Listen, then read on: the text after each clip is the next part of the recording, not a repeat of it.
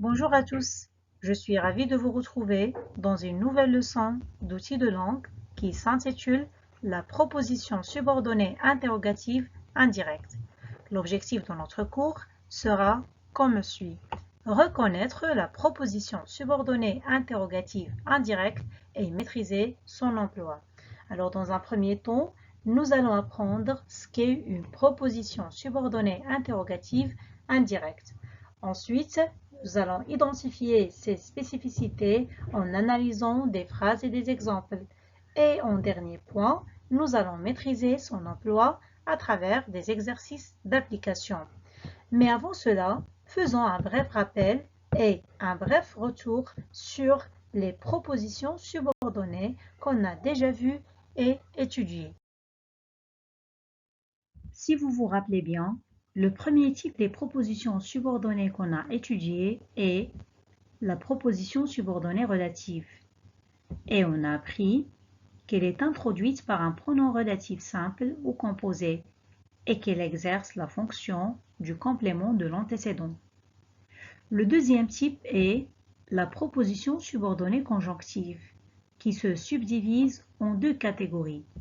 La première catégorie est la proposition subordonnée conjonctive complétive, qui est introduite par la conjonction de subordination que et qui remplit généralement la fonction du COD, mais elle peut être COI, sujet ou attribut du sujet. La deuxième catégorie est la proposition subordonnée conjonctive circonstancielle, qui est introduite par une conjonction de subordination et qui exerce la fonction du complément circonstanciel de temps, de lieu, de cause, etc. Très bien. Nous allons rester dans le cadre de la proposition subordonnée, mais cette fois-ci avec une nouvelle proposition intitulée la proposition subordonnée interrogative indirecte. Dites-moi, vous avez une idée sur ce type de proposition? Qu'est-ce qu'une proposition subordonnée interrogative indirecte? Oui, bravo. La proposition subordonnée interrogative indirecte est, comme son nom l'indique, est une proposition introduite par un mot interrogatif. Elle est particulièrement utilisée dans la transposition du discours direct au discours indirect. On peut dire alors qu'elle unit à la fois l'interrogation et le discours indirect. Analysons le premier exemple P1. Je me demande si ce cadeau lui plaira. Observez bien la proposition qui se trouve entre deux crochets. Elle est introduite par quel mot? Oui, elle est introduite par si. Où est-ce qu'on a vu ce mot? Dans quel cours? Très bien, on l'a déjà vu dans le cours des paroles rapportées, et plus précisément dans les paroles rapportées indirectement. Cette proposition subordonnée qui est introduite par si au discours indirect correspond à quel type de phrase au discours direct? Excellent. Elle correspond à une phrase de type interrogatif. Et alors, si ce cadeau lui plaira est une proposition subordonnée interrogative indirecte introduite par si. Passons maintenant à sa fonction et on essaie de la supprimer. On revient à la principale. Je me demande. Je me demande quoi? Le verbe principal a besoin d'être complété. Et alors, cette proposition subordonnée interrogative indirecte introduite par si exerce la fonction du COD du verbe principal. Dans notre exemple, elle remplit la fonction du COD du verbe se demander. Donnez-moi la question correspondante à ce type de proposition. Très bien. La question correspondante est la suivante. Quand vous le remarquez et vous l'observez, on peut la poser de trois façons. Soit avec est-ce que, soit avec une inversion de sujet, ou bien avec intonation. Et on dit alors, est-ce que ce cadeau lui plaira? ce cadeau lui plaira-t-il? Ou bien, ce cadeau lui plaira? Et elle peut avoir comme réponse soit oui ou non. On parle alors d'une interrogation totale qui correspond à une proposition subordonnée interrogative indirecte totale. Passons au deuxième exemple, P2. Elle ne sait pas à quelle heure il arrivera. Comme vous l'observez, à quelle heure il arrivera est une proposition subordonnée interrogative indirecte introduite par le mot interrogatif à quel. Sa fonction est COD du verbe savoir. Si on la transpose en une phrase simple de type interrogatif, on obtient la question suivante. À quelle heure arrivera-t-il? C'est une question qui est introduite par le mot interrogatif à quel, avec une inversion de sujet, et qui peut avoir comme réponse « Il arrivera à 16h30 ».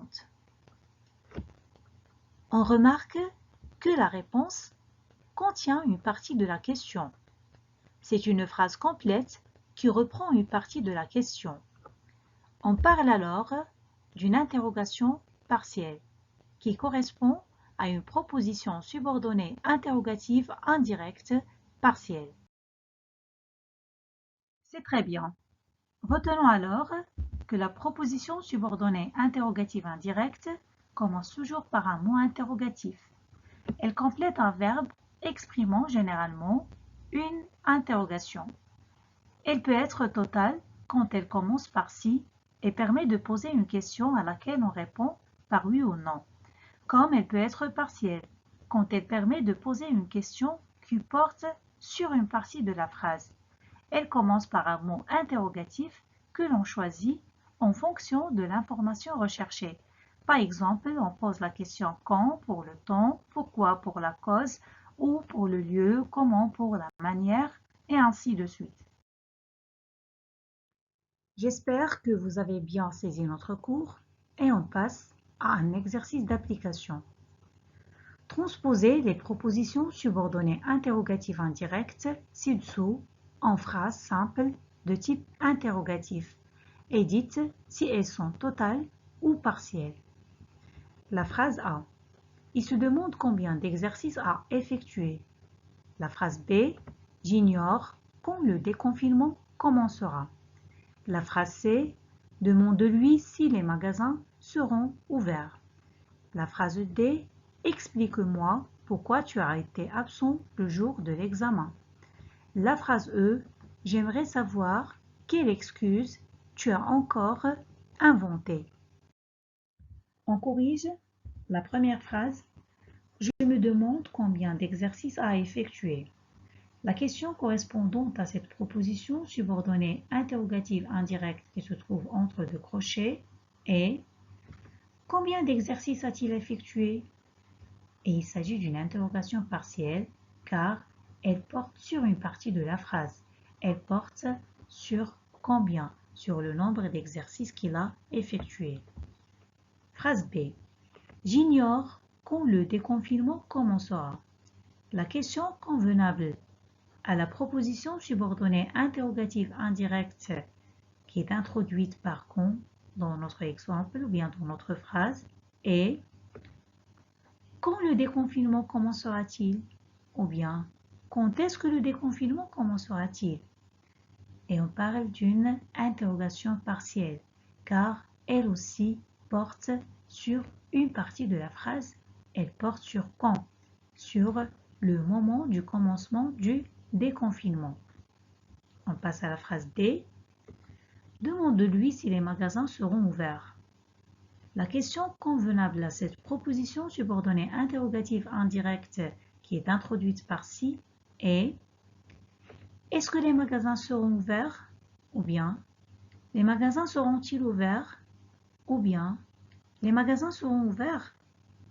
Et on parle d'une interrogation totale car la question porte sur toute la phrase.